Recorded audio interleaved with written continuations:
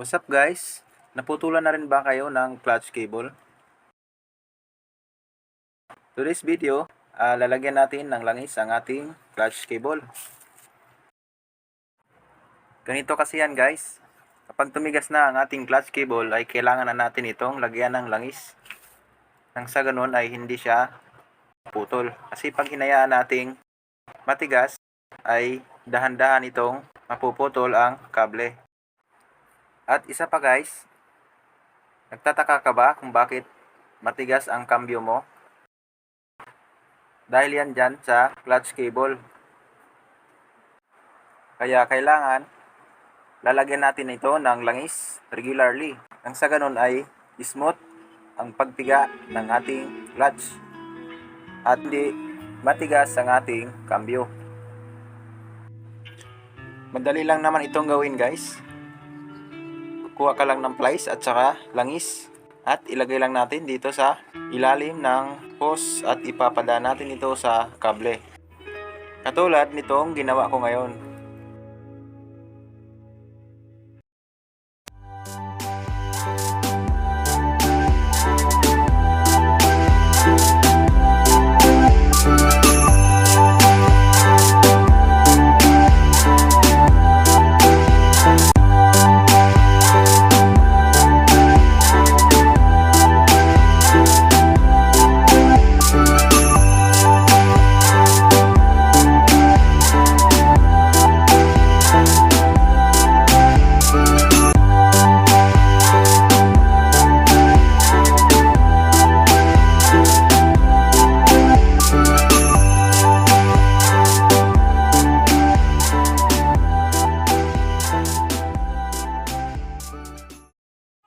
At ilipat natin guys ang camera sa kabila para makita nyo kung anong itsura doon. At shout out kay kuya na nakisilip sa ating ginagawa. Curious daw siya.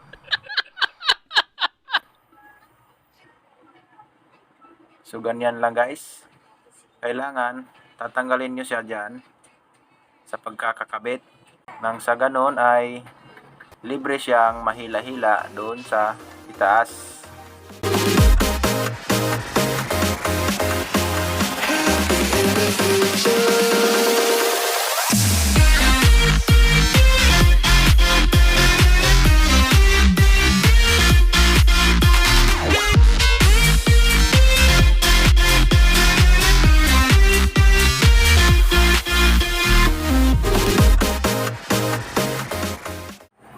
At yan, okay na guys. So hahayaan na lang natin na kusang bababa ang langis.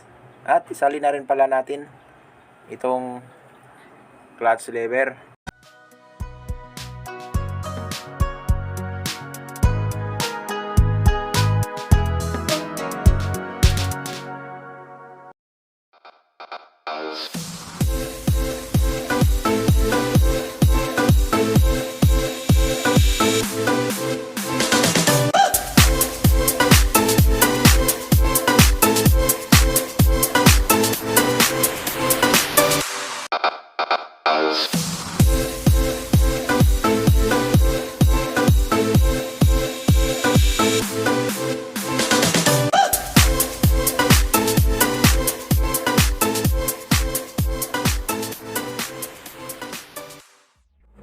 At syempre guys, babalik natin itong nasa ibaba.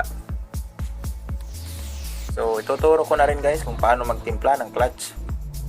So ganyan lang guys. Hindi mo kailangang hatakin yan. Ayan, higpitan lang natin. So merong ibang clutch cable na walang adjustan doon sa taas, dyan lang sa baba. Katulad na lang ng mga CT100. Ito kasing motor natin ay CT150. So meron siyang adjustan sa taas. Katulad nito. So dito tayo mag-a-adjust. So sa pag-a-adjust ng clutch, kailangan hindi masyadong mataas, hindi rin siya mababa. Kasi pag mababa, matigas ang kambyo. Pag mataas naman, matagal ka bago makaarangkada.